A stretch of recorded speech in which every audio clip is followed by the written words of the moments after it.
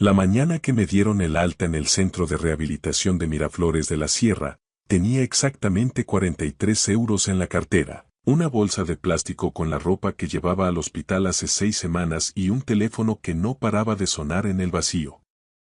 Me quedé en la entrada principal, bajo un cielo del color del agua sucia, y llamé a mi hija por cuarta vez.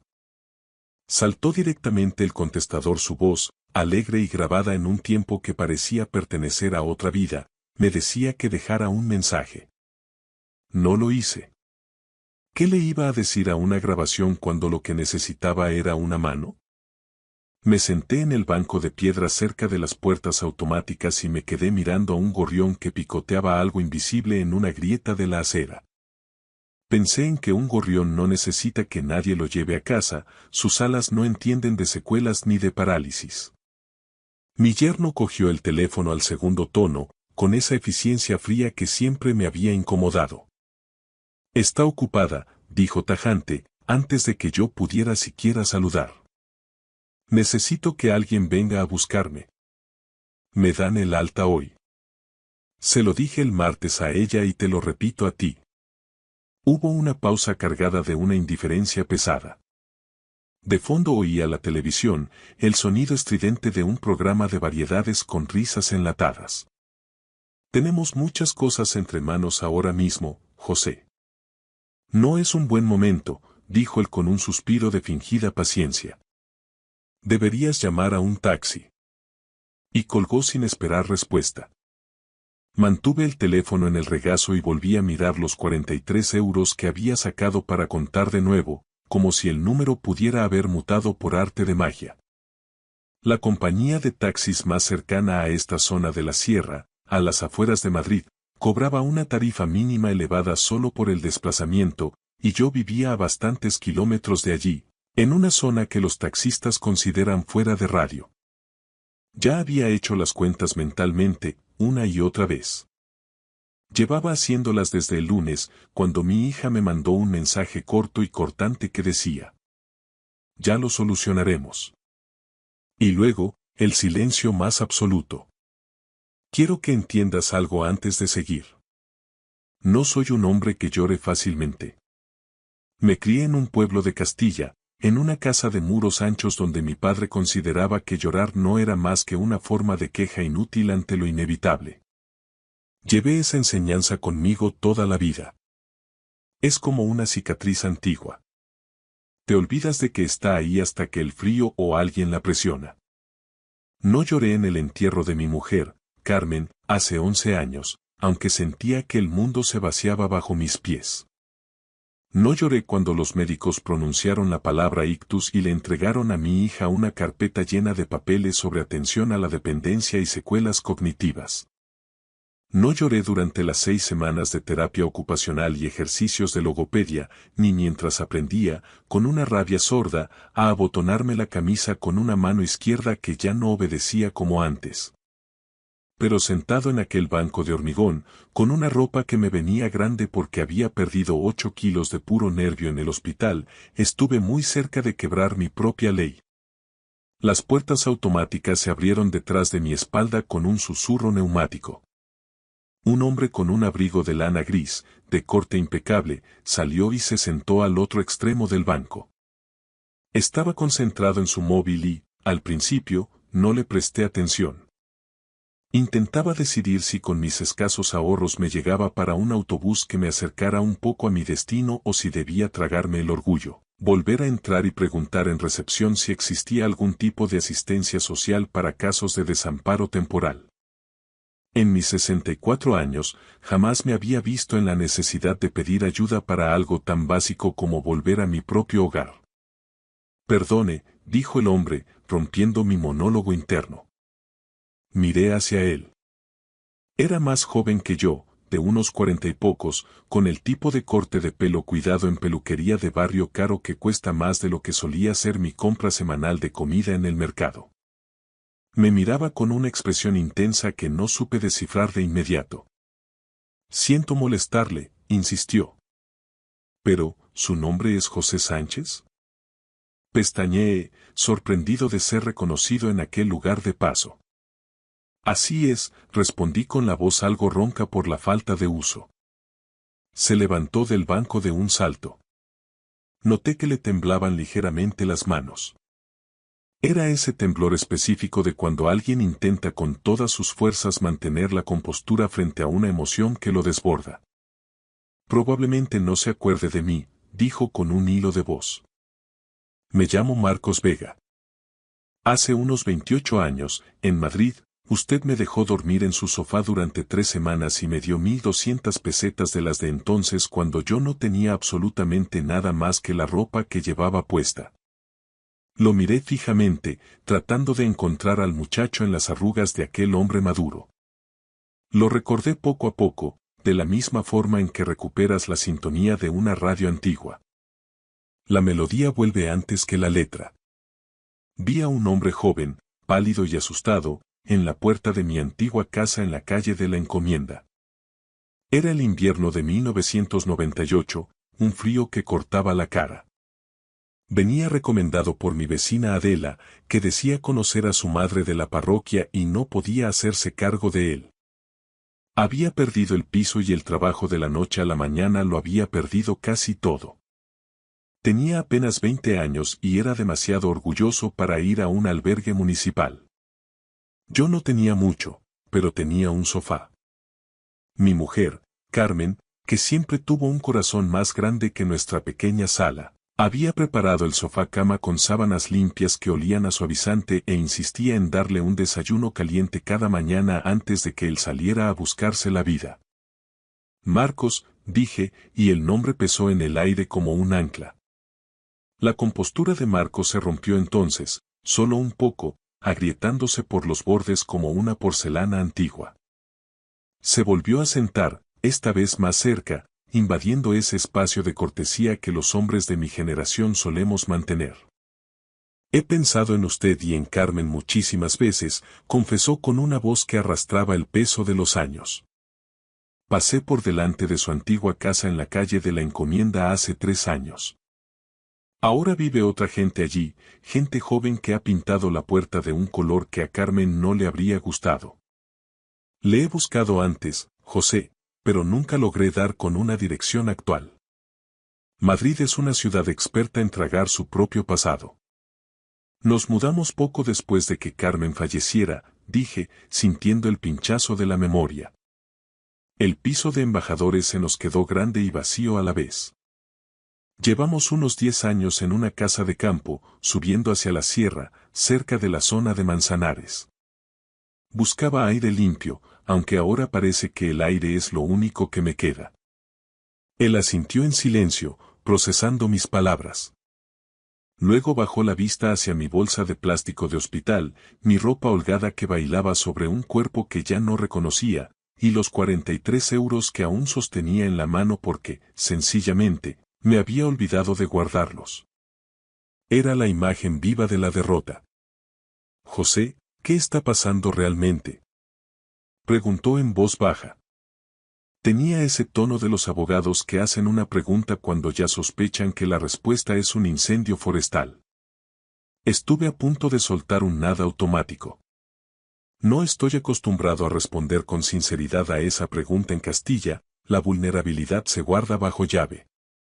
Pero había algo en estar sentado en ese banco de hormigón, con la mano izquierda entumecida y un teléfono que me había dado la espalda de forma tan cruel. Había algo que había agotado todo el espacio donde antes solía vivir mi orgullo. Así que se lo conté. Le hablé del ictus, de ese momento aterrador en que me desperté en el suelo de la cocina sin saber cuánto tiempo llevaba allí, viendo las patas de las sillas como gigantes. Le hablé de la ambulancia, de las luces blancas de urgencias y de la operación a vida o muerte. Y luego, de las largas y humillantes semanas en el centro, aprendiendo a caminar en línea recta como si fuera un niño y a formar frases que salieran en el orden correcto, luchando contra una lengua que se sentía de madera. Le hablé de mi hija. De cómo al principio había estado muy atenta, organizando carpetas, tomando decisiones con una eficiencia que me daba miedo, y de cómo esa atención se había ido desgastando con las semanas, como un jersey barato que se llena de bolas y pierde el color tras los lavados. Aún no le hablé de mi yerno. Hay venenos que se administran en dosis pequeñas o no se toleran. Marcos Vega escuchó todo sin interrumpir, con una atención profesional que de pronto se tornaba humana. Cuando terminé, guardó silencio un instante, mirando hacia la sierra. ¿Tiene algún sitio al que ir esta noche?, preguntó finalmente. A mi casa, dije con firmeza. Solo necesito llegar allí. Dormir en mi cama. Yo le llevo. No es una oferta, es una devolución de intereses de aquellas pesetas. No tiene por qué hacerlo, Marcos. Ya ha hecho bastante con escuchar. Dijo mi nombre de la misma forma que solía hacerlo mi mujer cuando me ponía innecesariamente testarudo, con una mezcla de cariño y autoridad que no admitía réplica. Por favor, José. Deje que le lleve. Conducía un coche muy limpio y extrañamente silencioso, uno de esos vehículos eléctricos que van tan suaves que olvidas que estás desafiando a la gravedad. Miré por la ventanilla el paisaje de la Sierra de Madrid, con ese aspecto severo que tiene en noviembre, cuando ya han caído las últimas hojas de los robles y las líneas de las colinas parecen lomos de animales dormidos bajo un cielo de plomo. Siempre me había gustado esta zona. Carmen y yo nos mudamos aquí cuando nuestra hija tenía 7 años porque queríamos que creciera con horizonte, lejos del humo y las prisas de la capital. ¿A qué se dedica ahora, Marcos?, le pregunté, dándome cuenta de que llevaba media hora hablando de mis miserias. Soy abogado, respondió sin pretensión. Llevo sobre todo planificación patrimonial, fideicomisos y protección de activos ante situaciones de vulnerabilidad. Esbozó una pequeña sonrisa que le iluminó la cara. Digamos que usé sus pesetas para pagar la tasa de inscripción en la UNED y el abono transporte para llegar a los exámenes. Usted invirtió en un abogado de familia sin saberlo. Me quedé pensando en la ironía de la vida. A Carmen le habría gustado saber que ese sofá sirvió para algo más que para dormir, dije con un nudo en la garganta. Siento mucho que ella no esté para verlo, añadió él con sinceridad. Cuando aparcamos frente a mi casa, una construcción de piedra y teja que empezaba a verse descuidada, Marcos se bajó conmigo. Subió los escalones del porche y esperó con paciencia mientras yo buscaba la llave con mi mano izquierda, que todavía se torpeaba con las tareas que antes manejaba por instinto. Al empujar la puerta, el olor de la casa me golpeó como un mazazo. Estaba cerrada, rancia, impregnada de una ausencia que se sentía física, como una habitación que guarda el frío mucho después de apagar la calefacción. Le había pedido a mi hija que echara un vistazo a la casa 3 veces por teléfono. Era evidente que nadie había cruzado ese umbral desde el día de mi ataque. Había un montón de correo acumulado en el suelo, bajo la ranura de la puerta. 6 semanas de facturas y publicidad. Me agaché con dificultad para recogerlas y Marcos me ayudó de inmediato. Nos quedamos allí, en el pasillo en penumbra, clasificando el montón. Y entonces, Marcos encontró el sobre. Era de un despacho de abogados de la calle Serrano, de esos que tienen nombres compuestos y letras doradas. No me sonaba de nada. La carta que había dentro tenía 3 párrafos redactados en ese lenguaje quirúrgico de la gente que quiere arrebatarte algo mientras te da las gracias. El núcleo de la cuestión era devastador. Mi casa estaba siendo tasada como un activo potencial para la consideración de un ingreso en una residencia privada de lujo, y mi representante, mi hija, había iniciado una consulta preliminar sobre opciones de curatela representativa.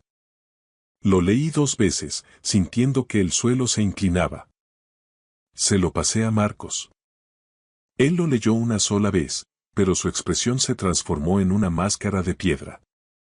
José, dijo con voz gélida, exactamente cuándo designó a su hija como representante para decisiones sanitarias. Firmé unos papeles en el hospital, a los pocos días de despertarme, dije, sintiendo un sudor frío. Dijeron que era el protocolo habitual para que ellos pudieran hablar con los médicos. ¿Y firmó algo más? ¿Algún documento ante notario que viniera al hospital? ¿Quizás un poder preventivo? Hice memoria. Había habido muchos papeles en carpetas de plástico. Yo estaba en aquellos primeros días oscuros, cuando mi pensamiento era una sopa espesa y nublada. Recuerdo a mi yerno en la habitación, estaba muy servicial, muy eficiente, pasándome hojas para firmar por mi bien mientras mi hija estaba junto a la ventana, evitando mirarme, absorta en su móvil. Marcos me observaba con una fijeza inquietante. No sé exactamente qué firmé, admití, y por primera vez sentí un miedo que no tenía nada que ver con la medicina. Dobló la carta con un cuidado casi obsesivo y se la guardó en el bolsillo interior del abrigo. Necesito que confíe en mí, José. ¿Puede hacerlo? Lo miré a los ojos. Este hombre que había dormido en mi sofá en el 98, que se había comido los huevos fritos de Carmen durante 3 semanas, estaba allí en mi pasillo con mi futuro robado metido en su bolsillo. Sí, dije. Confío. Lo que aún no sabía era cuánto tiempo llevaba fraguándose aquella traición. Mi yerno había sido paciente, con esa paciencia depredadora de quien espera que la presa se debilite. Se había casado con mi hija hacía 11 años. Nunca confié en él, pero guardé ese recelo en el mismo cajón donde guardo mis emociones. Bajo llave. Mi hija le quería, o eso creía ella. Él era encantador, pero con ese encanto de los vendedores de inmuebles que ven activos donde otros ven hogares. Mi casa y el terreno circundante estaban en una zona de la sierra donde el valor del suelo se había disparado. Yo la compré por una miseria hace décadas. Según las tasaciones actuales que él manejaba en secreto, valía casi 450.000 euros. Yo no lo sabía. Yo solo vivía en mi casa, cultivando tomates y esperando a que llegara el domingo para llevarle flores a Carmen. Mi yerno, en cambio, solo veía números en un balance que quería cuadrar a mi costa. Marcos me lo explicó todo con una calma pedagógica, extendiendo sobre la mesa de madera de la cocina los documentos que su despacho había solicitado por vía de urgencia y los que él mismo había rastreado en el registro. Había un poder preventivo notarial, de un alcance alarmantemente amplio, firmado con mi letra, una caligrafía que seguía pareciendo la mía, aunque el trazo delataba el temblor de una mano que aún no recuperaba su brújula. Este documento, José, le otorga a su yerno y a su hija una autoridad casi total sobre sus decisiones financieras y patrimoniales, explicó Marcos, señalando una cláusula con el capuchón de su pluma. Pero en derecho, nada es inamovible si se demuestra que el consentimiento estaba viciado. Hay motivos sólidos para impugnarlo, especialmente considerando su estado neurológico en la fecha de la firma y el hecho de que no hubo ningún testigo independiente que no fuera parte interesada. Me quedé mirando el vapor que subía del café, que se iba enfriando ante mí. Sentí una punzada de frío que no tenía nada que ver con el noviembre de la sierra. Mi hija. Balbuceé, ¿crees que ella sabe lo que esto significa realmente? ¿Entiende que me están borrando legalmente?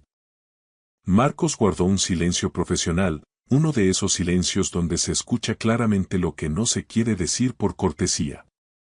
Creo, respondió finalmente con suma cautela, que hay personas que, atrapadas en matrimonios complejos, eligen saber mucho menos de lo que sospechan. La ceguera voluntaria es una forma de supervivencia, José. Había visto a mi hija amar a ese hombre durante 11 años. La había visto transformarse, casi imperceptiblemente, en alguien que pedía permiso con la mirada antes de aceptar un segundo plato de comida o una invitación al cine. Alguien que se disculpaba por opiniones que ni siquiera había terminado de expresar. Alguien que, cuando yo la llamaba los domingos, siempre hablaba en un tono inusualmente bajo, como si el volumen de su propia esencia se hubiera bajado para no molestar el silencio de él.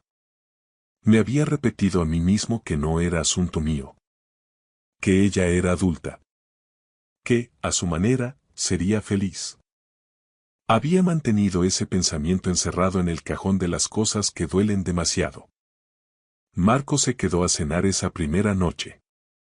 Luego, decidió instalarse en la habitación de invitados. La calefacción de gasoil había estado apagada 6 semanas y la casa de piedra tardaba una eternidad en recuperar el calor. Dijo que no se sentía bien dejándome solo hasta que el hogar fuera mínimamente habitable. A la mañana siguiente, antes de que el sol terminara de despuntar sobre los picos de la sierra, ya estaba de nuevo en la mesa con el portátil encendido y una estrategia legal que parecía haber estado puliendo en sus sueños. Al verlo allí, tan decidido, pensé que a Carmen le habría fascinado este hombre. Ella siempre tuvo debilidad por la gente que llega cuando todos los demás se han ido. Mi hija llamó esa tarde. Respondí al segundo tono, sintiendo el peso del teléfono en mi mano izquierda. Me preguntó cómo estaba con una voz pequeña, casi infantil. Le dije que estaba en casa. Hubo una pausa eterna, un vacío donde cabía todo el arrepentimiento del mundo por no haber estado en la puerta del hospital. Siento lo de ayer, lo de no haber ido a recogerte, dijo. Las cosas se han complicado mucho en el trabajo y con la casa nueva. Lo sé, la interrumpí, sin querer escuchar más excusas. ¿Tú estás bien? ¿Necesitas algo de aquí? Pensé en la carta del bufete de Serrano que ardía en mi bolsillo. Pensé en el poder firmado entre brumas de analgésicos. Pensé en mis tierras, esas que ahora valían una fortuna que yo nunca pedí. Tengo algo de ayuda, añadí con intención. Hubo otra pausa, esta vez erizada de sospecha.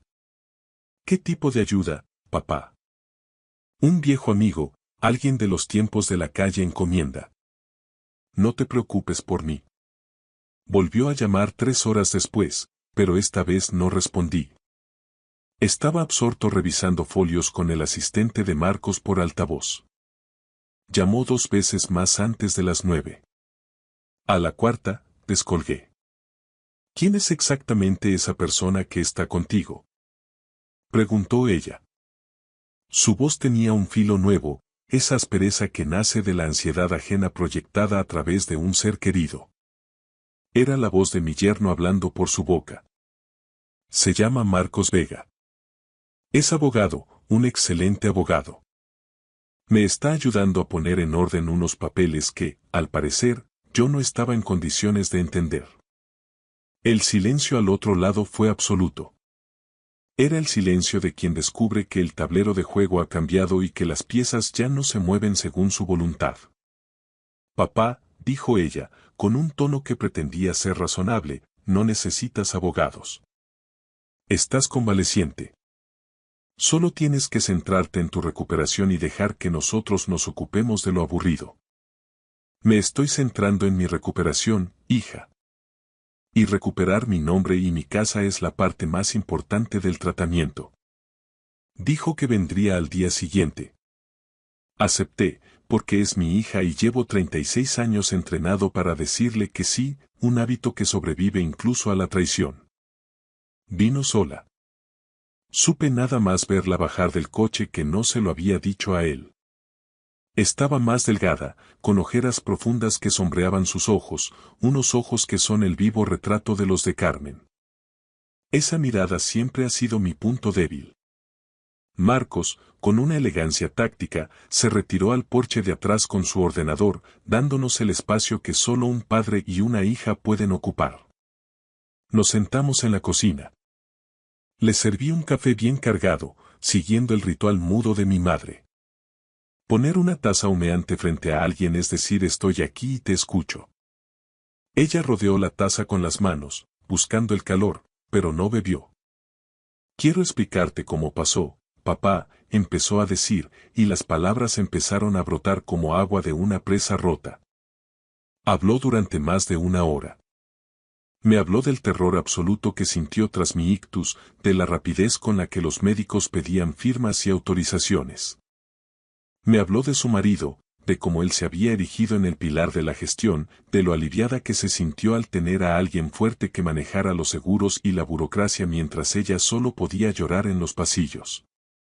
Juró que no había leído cada página de lo que me dio a firmar, confió ciegamente en el criterio de él. No sabía nada de la consulta de curatela ni de la tasación de la casa para una residencia privada. Miré su rostro con la intensidad de quien busca una verdad oculta. Soy su padre. La conozco desde que era un bebé furioso y arrugado, sé distinguir sus mentiras de sus verdades. Y en ese momento, no mentía. Era algo más triste. Era una mujer que había construido su realidad sobre la confianza en un hombre que resultó ser un arquitecto de sombras. Estaba empezando a ver los cimientos de su matrimonio y lo que veía la aterrorizaba. Me juró que la carta del despacho de Serrano era un trámite estándar, sollozó.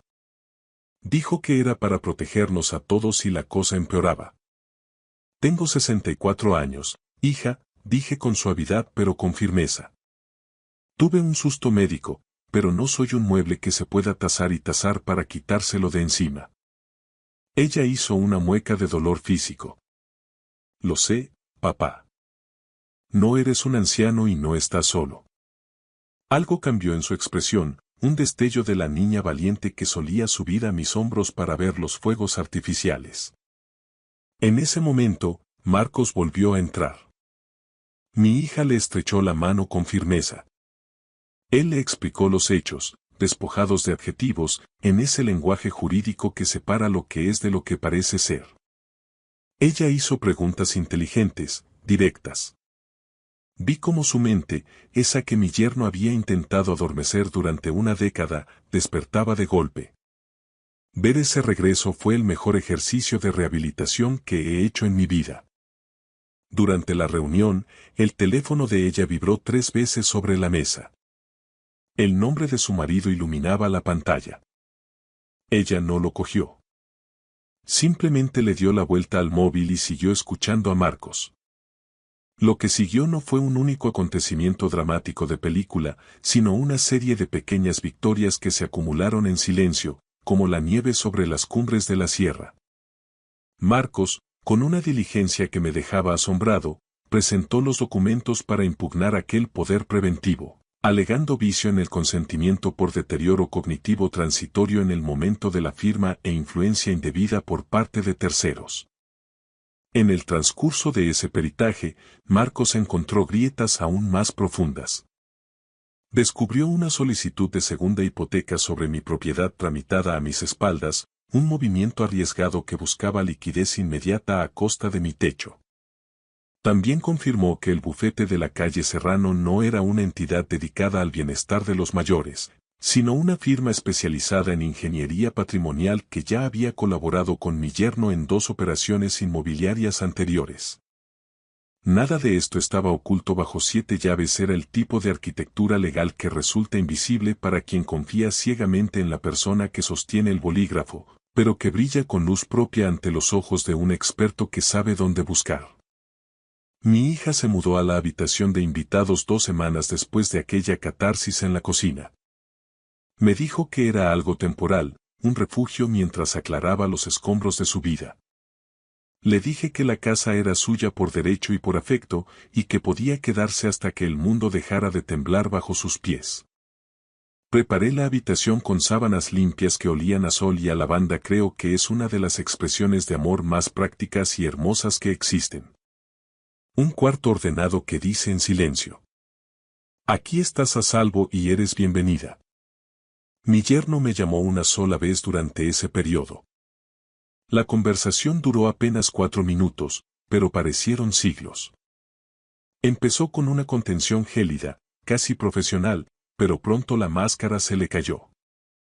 Usó la palabra desagradecido con una rabia que me sorprendió. Me acusó de haber envenenado la mente de su mujer y de ponerla en su contra. Yo, con la calma que te da haber estado a punto de perderlo todo, le respondí que lo único que había hecho era abrir las ventanas para que ella tuviera toda la información y pudiera decidir por sí misma. Dijo que Marcos Vega no era más que un oportunista, un extraño que manipulaba a un viejo vulnerable. Esa frase me dolió más de lo que quise admitir, en busca de una jugosa herencia futura. Lo pensé un momento, mirando por la ventana hacia el huerto vacío. Mira, le dije, Marcos Vega condujo 35 kilómetros para sacarme de un centro de rehabilitación cuando nadie más respondió al teléfono. Y lo hizo porque hace casi 30 años yo le dejé dormir en mi sofá cuando no tenía nada. Saca de eso la conclusión que prefieras, pero no vuelvas a llamar a esta casa. Y colgué, sintiendo que un peso muerto se desprendía de mi pecho. Marcos y yo establecimos una rutina durante esas semanas que resultó asombrosamente natural. Venía desde Madrid los fines de semana, huyendo del ruido de la capital. Cenábamos juntos los sábados. Él me contaba casos de derecho que parecían puzzles imposibles, y yo le contaba la historia de estas tierras de la sierra, que en los años 40 eran campos de labor y pasto. Veíamos el fútbol con el volumen demasiado alto porque, como descubrimos entre risas, los dos sufrimos de la misma sordera en ciertas frecuencias. Fue extremadamente cuidadoso con mi hija. No distante, sino respetuoso, con esa delicadeza que se tiene con alguien que está sanando de una fractura interna. Ella estaba haciendo el trabajo lento y doloroso de separar lo que realmente creía de lo que le habían programado para creer durante 11 años de matrimonio. No hay atajos para ese tipo de reconstrucción.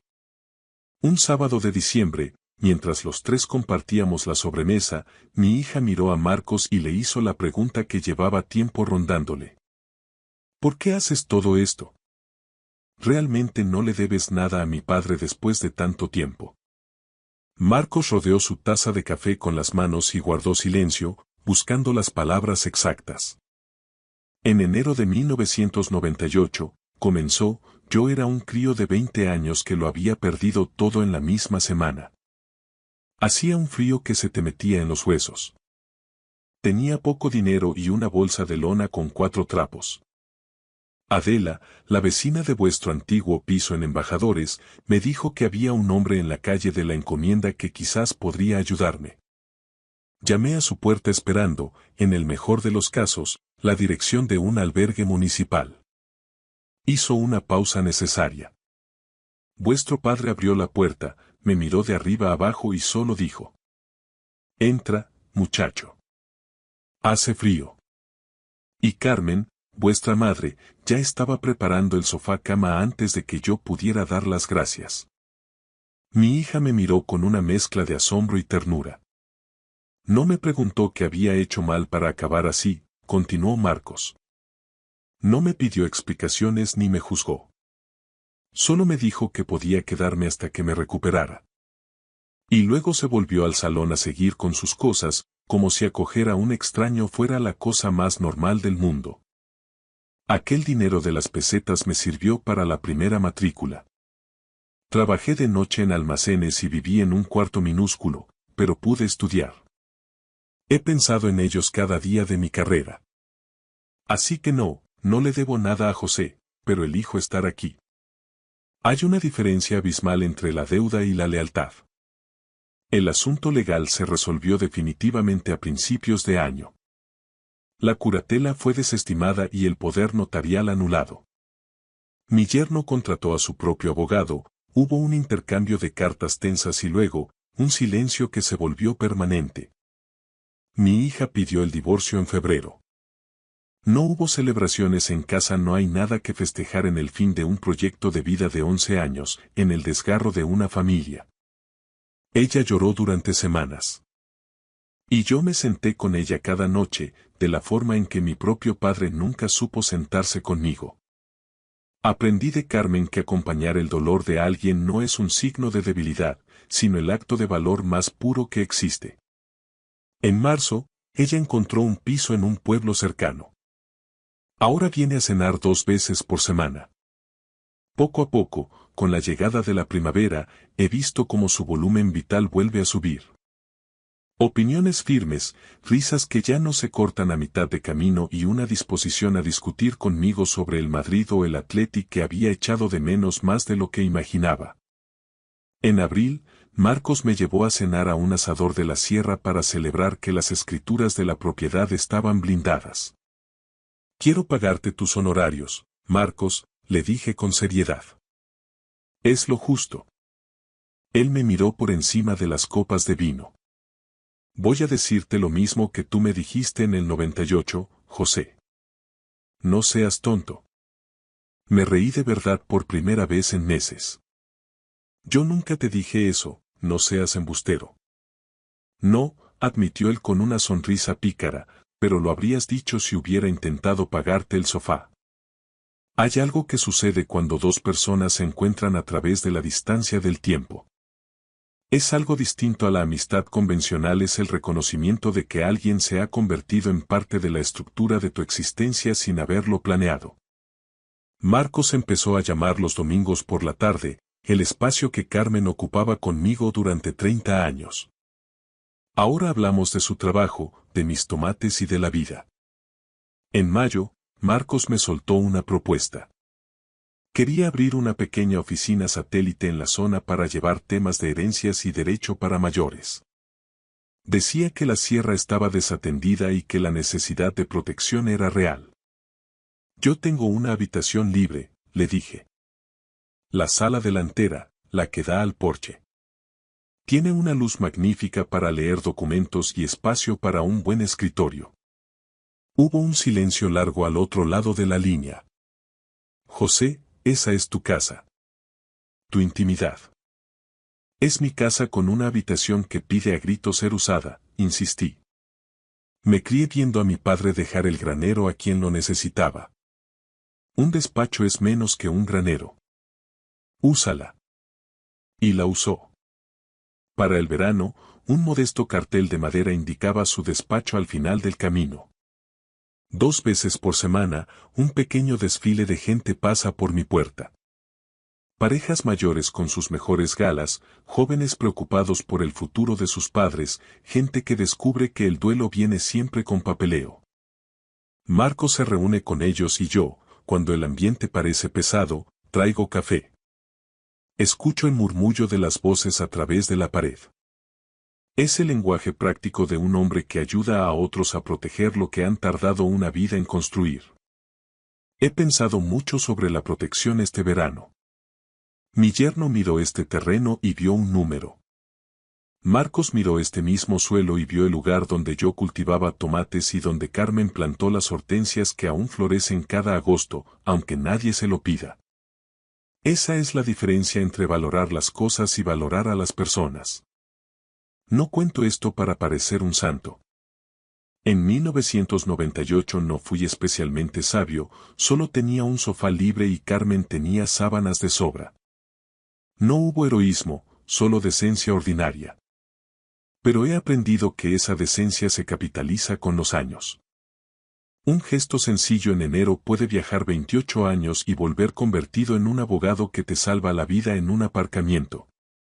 La bondad, como decía Carmen, es una forma de fe. No siempre regresa, pero el objetivo no es el retorno, sino ser el tipo de persona que abre la puerta. Tengo 64 años. Tuve un ictus y he vuelto a aprender a vivir. Tengo mis tierras y una sala con buena luz donde se hace justicia. Tengo una hija que ha recuperado su voz. Y tengo a un hombre llamado Marcos Vega que conduce 35 kilómetros para verme porque hace 3 décadas le dije: entra. Hace frío. No tengo a Carmen, y esa ausencia es un miembro perdido que ya no volverá. Pero he aprendido a caminar con esa silueta integrada en la mía. Tengo una familia elegida, construida no por el azar de la sangre, sino por la acumulación de elecciones correctas. Mi hija me preguntó qué quería que la gente sacara de todo esto. Se lo dije claro. Diles que no tiene por qué ser algo grande. Un sofá, una cena, un gesto.